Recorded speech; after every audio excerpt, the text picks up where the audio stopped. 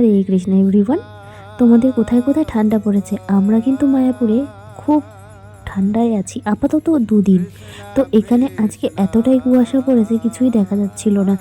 এই কদিন কিন্তু কুয়াশায় ছিল না তো এখন কিন্তু এতটাই কুয়াশা পড়েছে, প্রায় কিন্তু 8টা বেজেই গেল। মন্দিরে দর্শন করতে যাব বলে ভাবলাম, তো তোমাদেরকে অবশ্যই দেখাতে চাইলাম যে দেখাও কতটা কুয়াশা পড়েছে। এইভাবেই আমরা মন্দিরে দর্শন করতে যাচ্ছি।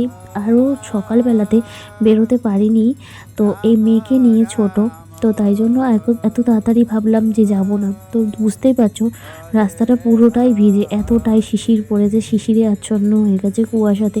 এইভাবেই যাচ্ছি আর প্রাকৃতিক দৃশ্য দেখতে দেখতে হাতে জব করতে করতে মন্দিরে পৌঁছতে খুব তাড়াতাড়ি অনায়াসে হয়ে যাবে। আর ভগবানের নাম কীর্তন শুনলে আরও এই ঠান্ডাতে আরও ভালোভাবে সুন্দর করে মনটা যেন ভরে যাবে। তো তোমরা যদি ফেসবুক থেকে দেখে থাকো অবশ্যই পেজটি ফলো করে রেখো, আর যারা ইউটিউব থেকে দেখছো তারা কিন্তু অবশ্যই একটি করে লাইক এবং কমেন্ট করে যাও।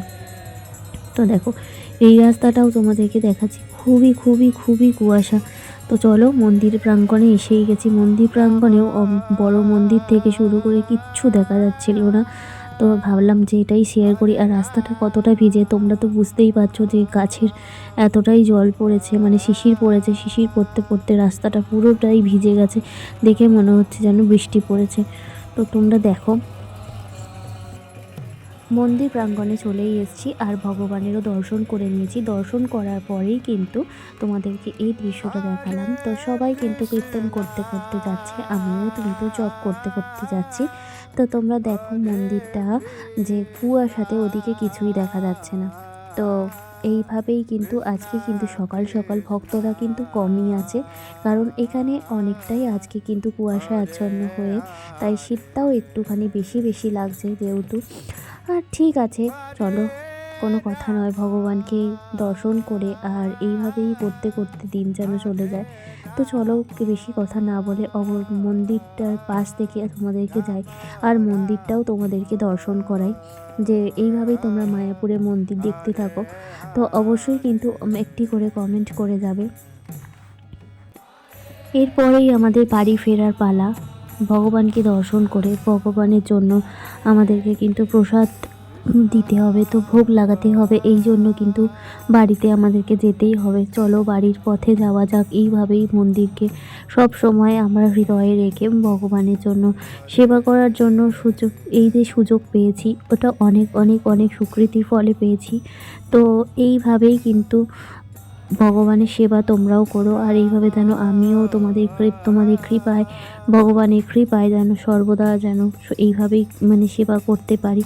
তো তোমাদের চক্রভবনটা দেখালাম। চক্রভবনেও তোমারও এখানে শনিবার করে জেপিএস অফিসে আমরা তো জানোই যে হাতি পরিক্রমা দেখতে আসি, তো দেখালাম।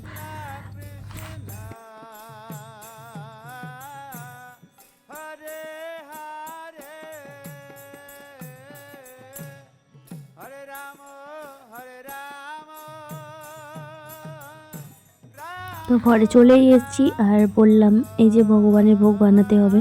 তো আজকে হচ্ছে কিন্তু ভগবানের জন্য ব্রোকলি, আলু দিয়ে, পনির দিয়ে সুন্দর করে একটি রসা এবং অন্ন বসিয়ে দিয়েছি।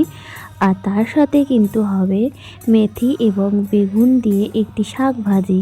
তো তোমাদেরকে দেখালাম আর ভগবানের ভোগটাও দর্শন করাবো, আর তার সাথে সাথে কিন্তু ভগবানকেও তোমাদের সাথে দর্শন করাবো। তাহলে চলো চটপট করে আগে সুন্দর করে তরকারিটা করে নিই। তরকারি করে নেওয়ার পরে ভোগ অবশ্যই তোমাদেরকে দর্শন করাবো।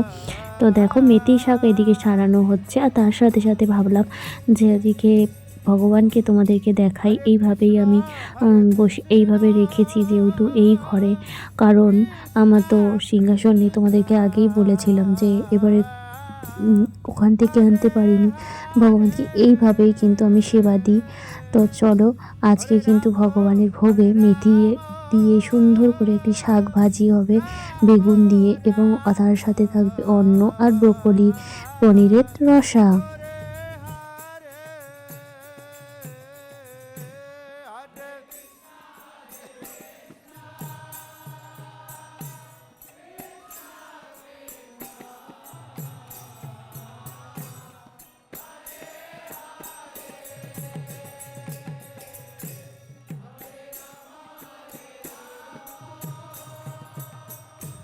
তো হরে কৃষ্ণা, হরি বল।